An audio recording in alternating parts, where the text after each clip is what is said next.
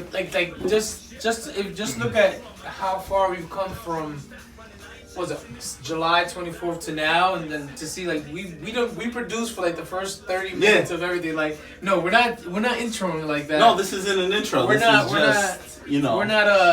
Oh, let's play a little music on the background. Like, we didn't think of shit. It's with time and experience you start thinking of this. Cause put it this way, dude, we're like combined between ours and the TAF, we've got close to 60-something episodes under our belts. And that doesn't count like bonus stuff either, when you really sit down and think about it. No, it is counting the bonus stuff. Yeah? What's TAF at now? Peace. It's just us talking to each other, having the conversation, yeah. See, look, we producing on camera. My bad. Each other. See, TAF is at what, 14? 14. We're at 45.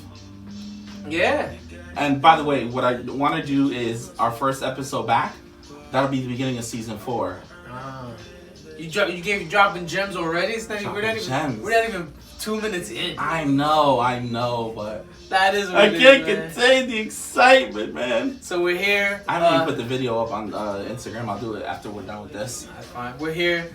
Finally recording our first the one-on-one that everybody's been waiting for, kinda. Yeah, it's a it only felt right for us to launch a new brand under the whole company. Yeah. The two guys who founded the company initially. Yeah, it was we're the ones, to say the least when it came to. We crawled so everyone else could walk. Yeah, and with the Fifth Ward Media, gang. I don't want to say it's all on us anymore, but before it was a lot of the pressure was on us, and I feel like that was part of. I don't want to say the dismantling of everything. That sounded rough, dismantling. No, but it caused friction. It caused friction, exhaustion, overwhelm. Like, I think we were just burned out. Yes. We were burned the fuck out, and then to an extent we took it out on each other. No, and on each other too. Not just each other, but this, like what we had going on. Yeah. We had so many ideas. Whereas I think if we would have sat down, taken a beat, and would have been like, yo, you know what? Let's go on hiatus. Let's take like a 2-month break. Let's recharge our batteries. And which is essentially what we did. When you sit down and think about it, granted, we kind of broke everything down and we kind of like went our separate ways. Yeah. You did the But I think if we would have been like, yo, you know what? Let's just go on a hiatus. Don't end nothing. Just go on a hiatus. It would have been a better look. A better look, because then I could have still done what I was doing. Mm-hmm. What I started. And I could have still been producing. And then we could have just, I think it would have just worked that way. Mm-hmm. But you know what? In hindsight, you let your emotions get the best of you when you're. Oh yeah. When you're like in the heat of the moment and things get said, things get done. So it's just. I'm not even gonna lie to you. I blame COVID for first and foremost, because that motherfucker. COVID has fucked with all of us this year, but we paid the price big time. I think it was the COVID. I think it was the being locked up for such a long time, and then the Zoom. The Zoom podcast wasn't really working. Like, the energy wasn't really there, and you kind of miss that interaction with people. You kind of feel people's energy, and with that Zoom, it wasn't the same. You know? No, not at all. It was not the same at all. I still enjoyed it because we still did have our fun moments. Oh, of course. But there's nothing classics on that. No, of course. And I don't know if you saw the other day. Oh, Coel, he posted one of our quarantine things. Well, hold on, real quick. That shit was hilarious. That. Kawhi pulls out a jug of Tito's, a big ass jug. Everybody takes out their fucking jugs. And then Gabi pulls out his jug, and I pull out my jug. And then I pull out my wine bottle. So we all like, yo, this is Alcoholics in the Making. This is it. That was a good episode. That was great. No, so we did have some gems, but if we're gonna, look at it, it's probably where our content was the weakest. But yes. I think it had to do more with the situation and not the content itself. It's a multitude of things. It was getting to everybody just being cooped up at home because I was working. Mm-hmm. You were from home, right? So I think that's what got to me. I think if I would have been still coming in and out of the office, I think I would have been all right. I think I would have been all right. And like I said, the whole situation would have gone the other way. Oh yeah. Like I said, let's just take a hiatus. Let's just take a break versus anything else. Versus anything else. But you know, we learn. Mm-hmm. You know, now we kind of know what we're getting ourselves into. We're not putting a lot of this on ourselves. No. We kind of realized it's like, you know what, these guys have been with us since day one.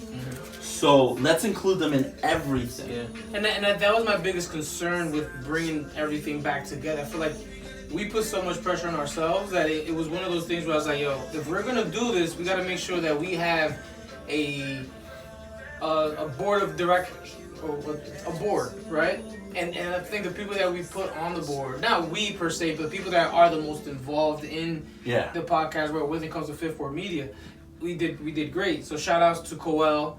Shout out to Vega. Congrats on the baby, by the way, man. We got Steve, we got Gabby. We got Gabi, and then we got ourselves. We got us. And I feel like that usually was the core from the Reintroduce podcast. No, of course, yeah. And, you know, we had up until COVID started, we had a great system working. The momentum was there, too. We had a great system because we didn't have everybody here every week. Because we realized that's not feasible. And I was getting tired. Not that I was doing it all the time, but, you know, sometimes you get annoyed at people for not showing up. But it's just like at this time, it's like, you know what? We don't need to get upset at people not showing up because it's a different rotation. Yeah. And we did it based on chemistry, which was the key part.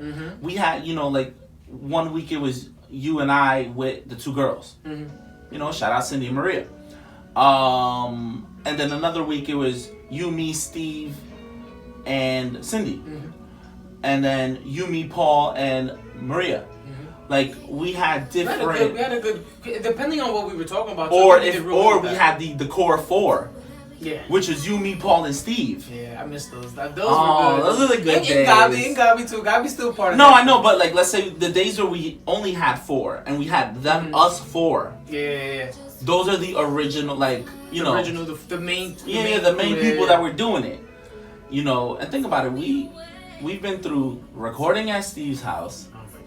Dude, do you remember the circular table? The glass table. One fucking microphone. Hold on real quick. I just found out that recording on glass mics gives you feedback. Oh, no wonder! So, I apologize to those who did listen before. I mean... It was my first time. Listen, it's still our highest played episode. I know. Without getting into, obviously, you know, specific numbers, but it's still our highest played episode. But that I was not aware. Yeah, glass. You know why? Gives Because off vibration, depending on what's around, and he had a refrigerator maybe 10 feet, not even 10 feet away. That'll give you some type of and us banging on the table, but you know what it is? You know, like, and I see videos of people doing podcasts on glass tables. It depends on if it's a tempered glass or not. And this was glass. This was super glass. I'm gonna tell you this right now. I hate audio. I hate it in the sense of because there's so many different things you gotta fine tune. But you've learned a new skill. But I've learned it, and now I enjoy every second of it. And to be honest, I'm so happy you was like, yo, let me do this audio joint, cause I knew that I'm a visual person. I knew I was not going to have the ear nor the patience for that audio. Cause how many times have I been pissed off about the quality of the audio? So imagine me doing the audio. I'll be like, we're not releasing any of these episodes. But the crazy part about it is like you're the one that kind of reined me in and says, look, it's gonna happen because we don't have the best equipment right now. Because you know, if I would have been in charge of the audio, I would not have aired none of those episodes where the audio sucked. Sure, we have a lot of audio this stuff. It was a lot. I mean, season 1. Season 2 got better. Season 2 got better. We did purchase the new mics. Yeah, and then season 3 we had, you know, we have our the beginning we had good stuff, and then obviously COVID hit. So, but you know what's crazy? The mics that we originally had, like before these, the ones that we're using at Paul's house, you gave me one to use while we were doing the Zoom, right? Dude, I've used it to like record stuff on what's that, GarageBand? It sounds amazing now. Yeah. Hooked up to a computer, it sounds amazing. So you know what it is? I think but hooked up to the mixer, we were having issues everywhere. You know what, man? Technology is one of those things. But we've come a long way. Granted, we definitely did have a breakup live and on Instagram and whatever the case may be.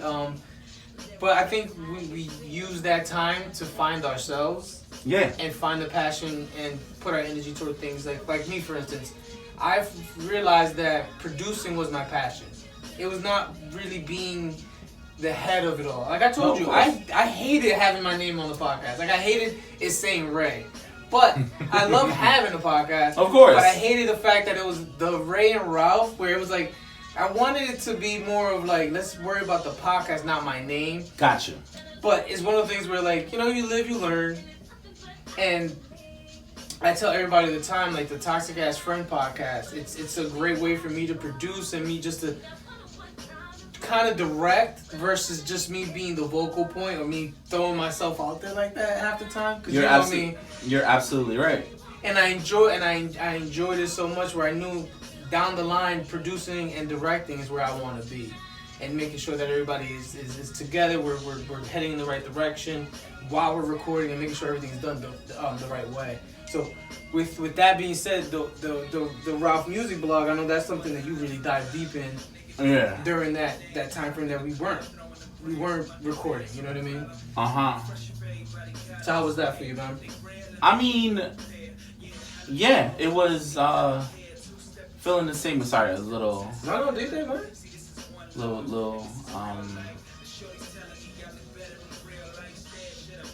No, cut this part out. Yeah. I completely didn't really pay attention to what you were saying because some news came up that my boy sent me about. No, you're good. But what were you? We dove in deep into the sense of where I use the Toxic Ass Friends podcast to kind of understand where my passion was, where it does come from producing and directing and making sure that everything's heading in the right direction. Okay, so like post. Okay, so what happened after was it July? Was it? So yeah, it was like middle of July, end of July. So I kind of took like 2 weeks of not doing a damn thing. Mm-hmm. Then I kind of just one day sat down and started talking to friends, and then I had a friend of mine. She reached out. We kind of got together and we're talking, and there was plans in place for her to do her podcast, but right now she's got some stuff going on, so she can't. Which everybody does. Yeah, but she doesn't have time wise. It's not. But I wrote her first 15 episodes. And not for nothing, people, just to clarify things, a lot of people thought that me and you weren't in constant communication. We were in constant communication. Like we talked a week later. Throughout the whole entire situation. Yeah, we talked a week later. Just to clarify things, a lot of people are like, yo, you like, he's my guy, that's my brother. Yeah.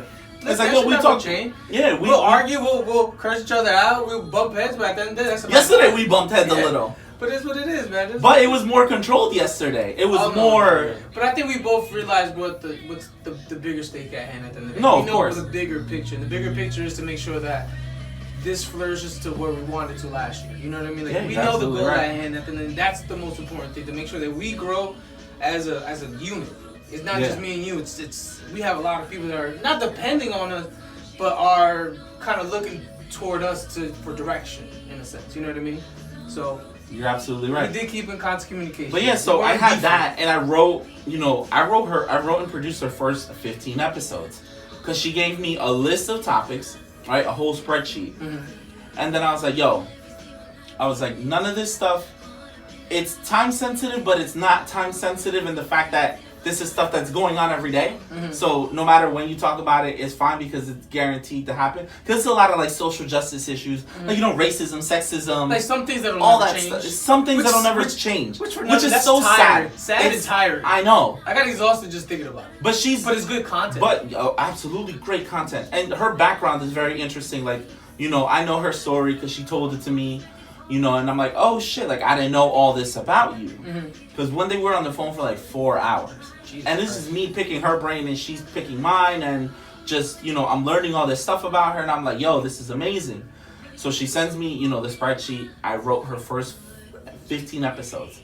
Because she told me, she's like, I don't want to do more than this amount of minutes. And then I was like, all right, so then what we do is we do like 4 topics every episode. Keep it under the amount of time that you want to keep it under. So after you I did that, and then so then my 2 boys that came on the episode a few months ago. Episode, right? Yes, Jeremy and Antonio. Don't spoil the ending or something like that. I think it was called. Don't spoil the movie. Don't spoil the movie. They kind of, Antonio reached out to me about like, hey, we have this idea of what we want to do. and they asked, they wanted my assistance because we're like all three of us are big movie buffs. We love film, and it was going to be a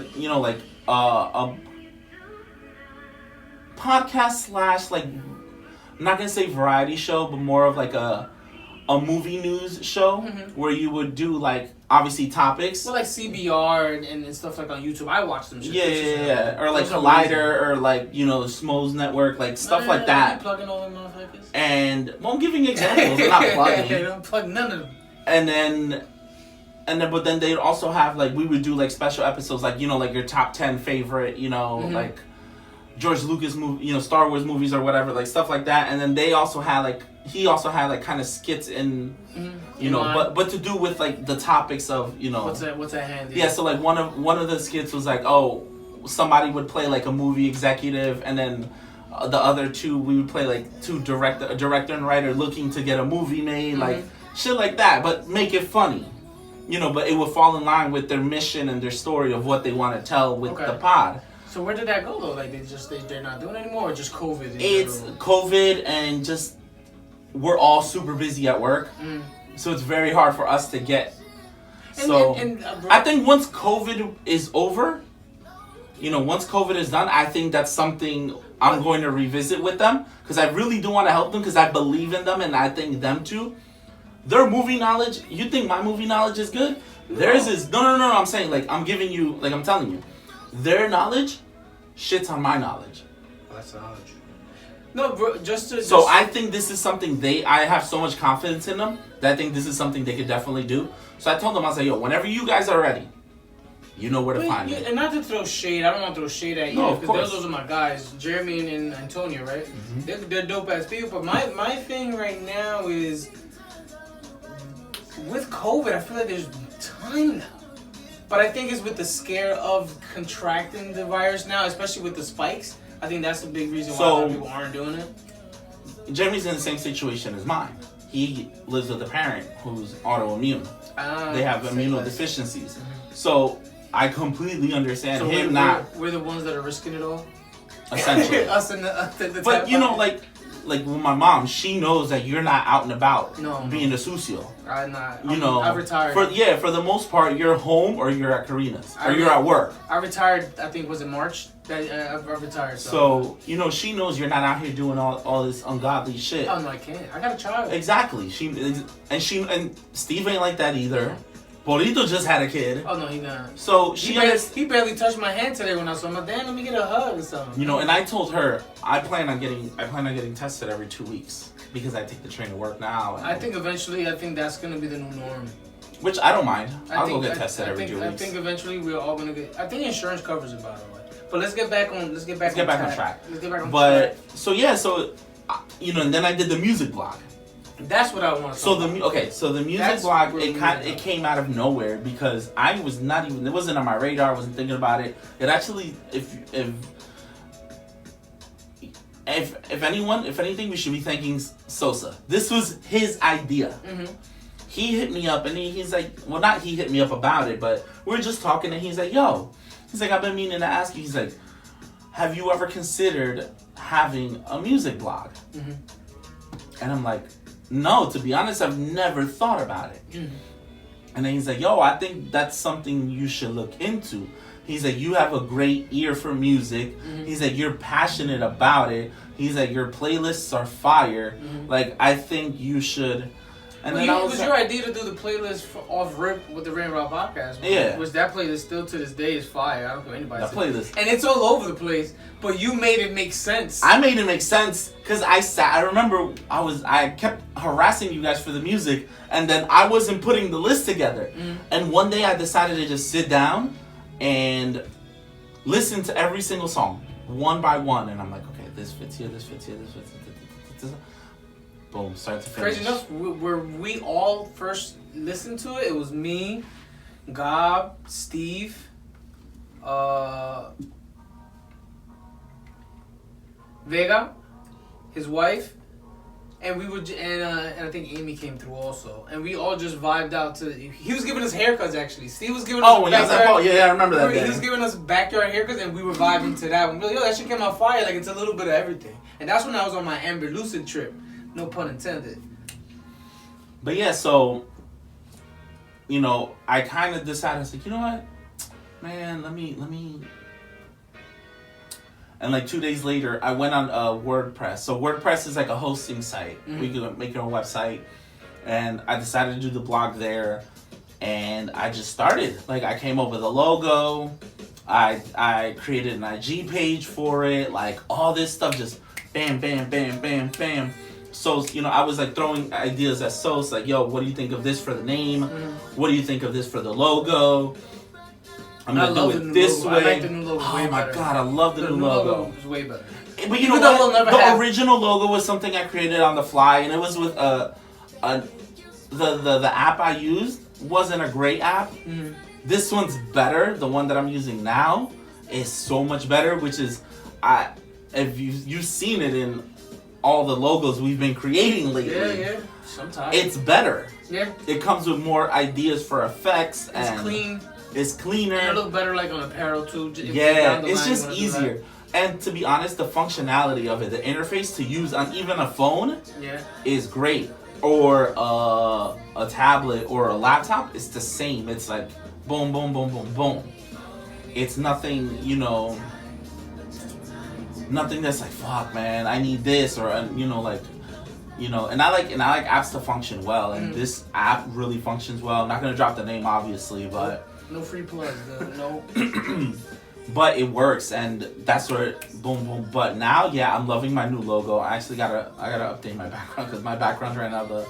But yeah, I kind of ran everything by him in terms of like getting his feedback because he was helping me. Brain, I'll talk about it in a few once I talk about the toxic ass friends and that. But you know, and he'll ask, and he comes to me, and he, you know, like he'll ask me questions, you know, about his career, as far as career moves. Obviously, those are between, you know, him and I. Those are personal yeah, but I'll tell him, I'm like, well, I think maybe you could do this, you know, or maybe try this, you know, but this is what you're really good at. Always showcase your strengths while hiding your weaknesses. And that's I need him on a drill beat, by the way. And that's always been, there's this, I always take from this person, he's like, you know, Brock Lesnar, the UFC fighter / wrestler, right? So the guy that's always with him is like his manager. He used to run ECW, Paul Heyman. His motto was always accentuate the strengths while pushing the weaknesses to the background.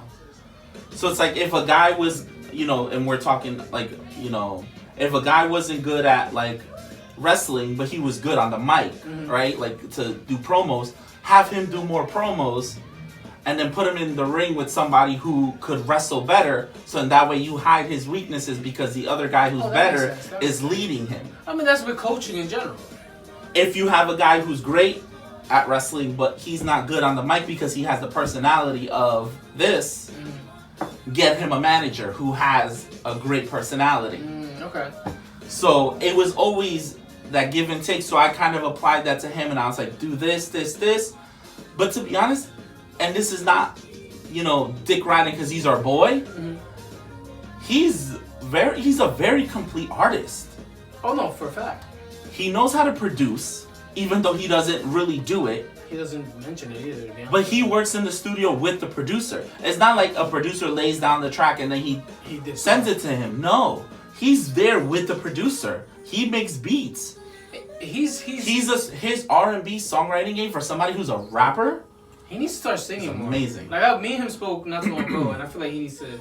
I've never heard him sing. He needs to start. He has harmonizing. He can do it. And then his rapping skills. I mean, that's not even a thing. When you have a Damian Lillard cosign. Yeah, exactly. But so what's the feedback you get from the blog in general? So throughout has it been 3 months now? Just about, give or take? Just about, give or take, because I started in August. The feedback has been good. People, you know, like that I'm they're like, yo, it's dope because it'll give me something, like somebody sent me a message, somebody that I've known for like years, like since middle school or elementary school, and they're like, yo, I saw that you have like a music blog now. It's like I kind of went and looked at your, like, this was like 2 days ago. They're like, yo, I saw like a whole bunch of music that I had no idea who these people were, but I decided to check out their music, and it's just like, oh, this is dope. So that's the satisfying part where people be like, yo, you put me on to something. Well, we were just talking just now. You put me on to Maria Isabel. Fire. She's legit. I think that whole little EP that she dropped. How long was she dropped that? Maybe like a month ago, 2 months ago? Fire. She's Dominican, by the way. Gang, gang. Amber Lucid, gang, gang. With that being said, just to tie things into when we kind of parted. Of course. I read the music blog. Me and my girl listened to the music blog on the way to the beach. We listened to the playlist. You always have these gems where you're like, who the fuck is this person, right? So you always go back to it and you're like, yo, this person's dope. Let me listen to the rest of their music.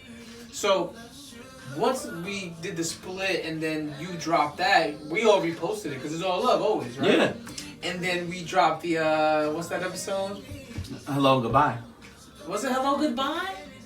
Creative Differences. I'm sorry, let me take it back a little bit further. We did Creative Differences the following week, was it? Oh no, it was. So the Hello Goodbye was just addressing the situation of us splitting. Yes. But yes. Creative Differences, which is a few episodes later, was when y'all had St. Chris on.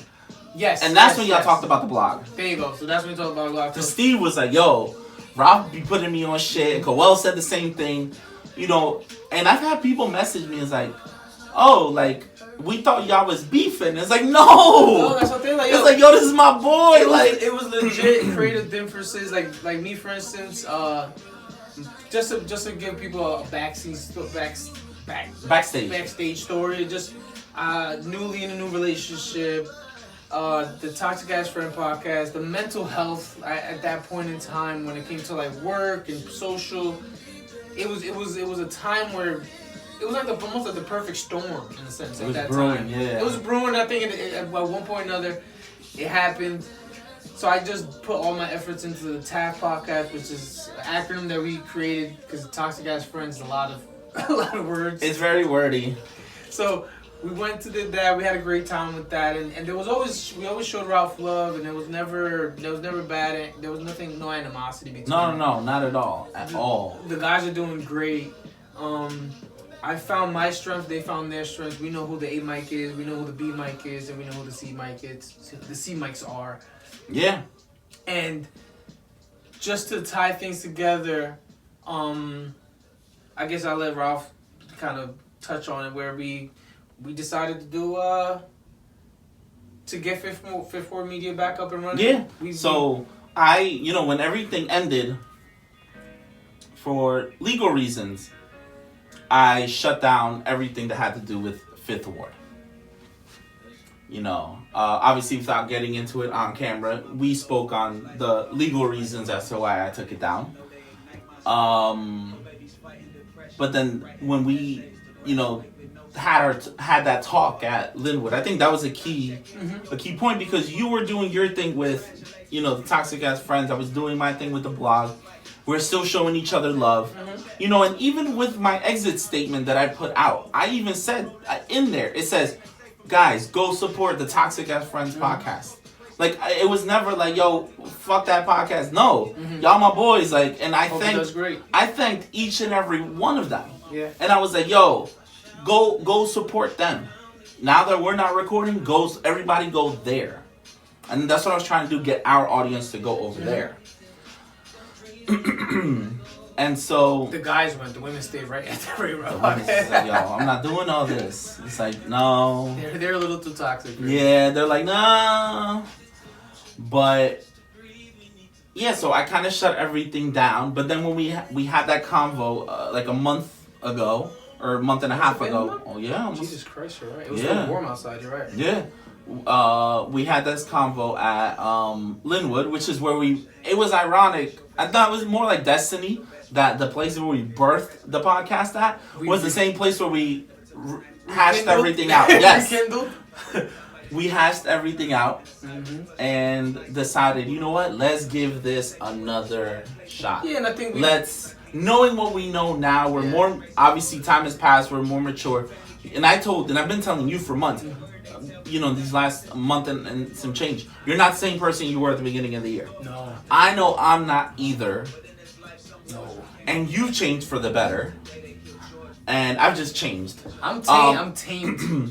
I'm not that loose beast anymore. But I mean, less to do about that, but more of just in general. Yeah, like, just in general, like you're a better person yeah. for it. And I think we needed to go through what we went through, and I think that helped us get, you know, to where we are now, where we're saying, you know what, yo, we have to come back bigger and better. We have to do something different. And I feel like we're more structured. I feel like there's so much more structure. There's more of a plan in hand. There is definitely more of a plan ahead, because now, not only are we, you know, like on track, but we're delegating things to the guys because we're bringing them in to be equal partners. So I think that's what we should have done at the beginning. We were worried I think we were too worried of just having them around and not really be like, you know what, maybe they can. We never thought about, like, maybe they can contribute instead of just coming to hang and record with us. No, we never thought of that. Everybody, no, not at all. We didn't think that far ahead. Now we're thinking more But ahead. I think once they saw that our shit took off and we were busting ass, and then we were able to launch a second one, I think they kind of started paying attention more. No, and it's one of those things where... and I think it was just all a matter of getting everything in line in terms of, like, bringing Coel into the picture. Because I think if he would have never come on that, no, there would be no Toxic as Friends podcast. He's a big part of why everything is working. Yeah, and he's how, a big reason why. And not only that, it's not just you and me who's like super in this. He's also super in this. And Vega too. Vega definitely in it. Steve and Gabi aren't as into it as. Steve is more committed now, though.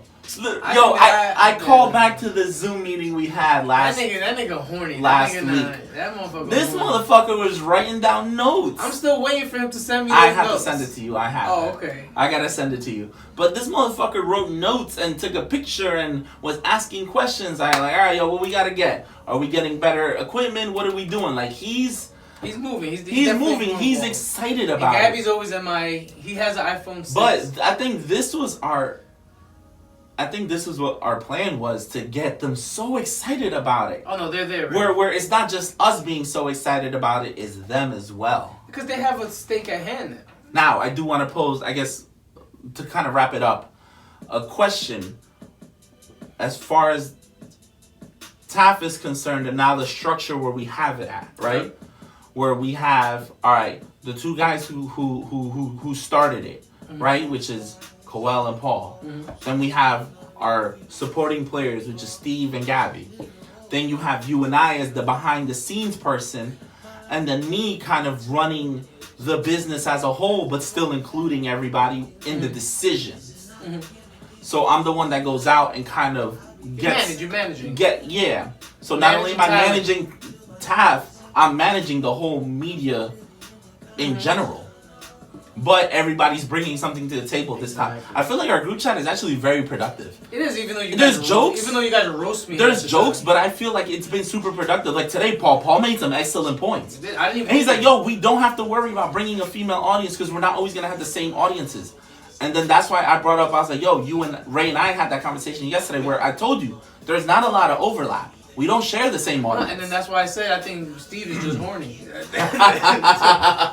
So just to wrap. So yeah, where do you see from here on out? Where do you see the TAF going? TAF is one of the podcasts where it's very enjoyable to record. Okay. It's one of those podcasts where don't go there expecting. Don't expect for it to be just toxic. Just we're giving out gems when it comes to like mental health and men going to therapy and stuff like that. I don't want people to think that it's just toxic behaviors. Obviously it is, because the name of the podcast is Toxic as Friends. But I think that podcast, when it comes to comedy, I think that's where it's at. You know what I mean? I feel like we have the funniest characters. We have the biggest characters you could ever see.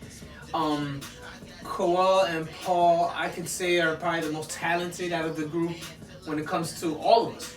I told you this earlier. I feel like Koal and Paul and Vega, they're the MVPs. Those are the people we're building off of. No, you're absolutely right. I do think that you guys can. I think you guys are eventually going. I think they're going to find a balance of not just the toxicity and the comedy, but you can talk about have conversations that men should be having without getting too serious to the point where it kind of throws the vibe off. Exactly. It's just more of give or take. Yeah, give or take. Where you can talk about, let's say, mental health. Or last week, that was the conversation we had about standing up to your pops. We're in minority communities. It's not really something we do. No, it's frowned upon. It's frowned upon. You got to take it for what it is. But we all had different examples. You had the example where you came home that night, and my father gave me a one-hitter quitter. Exactly. So, Just so people know, just get an idea. I produce the Toxic Ass Friend podcast, and so does Rob as well. Obviously, you'll hear me once in a while. We even tried it last week where I was part of the podcast, but I wasn't. That is the guys' podcast. That is their baby. I'll be there for support and to be. We'll always be there. We'll always be there for the support and just the behind the scenes aspect of it. Exactly. Now, I won't lie and say that I won't be on mic here and there, but like I said, that's their show to run. So make sure you guys tune in. They're 14 episodes deep.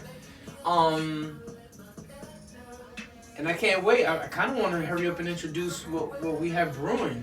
Yo, I feel like we've been throwing teasers out there. I think this is gonna be great. I think the future is looking bright for not just the Toxic Ass Friends podcast, but not just for my music blog. Obviously now with this one-on-one, and then our new project, which we're obviously going to launch this week. Yeah.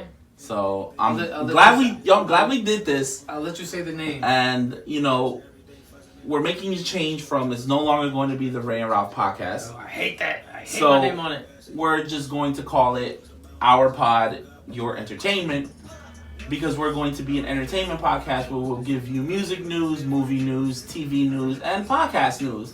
And we'll still have the funnies. But will be definitely a different pattern. It's a new chapter. It's definitely something where I don't want to say it's going to be more structured, but it's going to give us a lane where it'll be a different lane, and then we're another lane, and then another lane, and another lane, and then whoever's down for the game. But you know what though? Here's to the future, bro, and us. Every platform that we have. Blowing up every show we have and getting some more shows along the way, bro.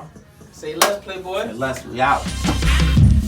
Hustlers, pimps up, hoes down, vocab, liquor store, product of that bread. Chicken Shack, Black and Mild, Lucy's, Hennessy, Loud Trees, a product of that red. See, I'm a product of the world-renowned narcotics that got us through college. Right from the product straight to a scholarship. My chancletas and my denims on some guala shit. Keep it 100, they just fiending for acknowledgement. Christopher Wallace, the holidays and hollers give me polish. So really, what's the sense in being modest? With a goddess on my arm, with a long haul, two at a time. Hella turpentine, peep the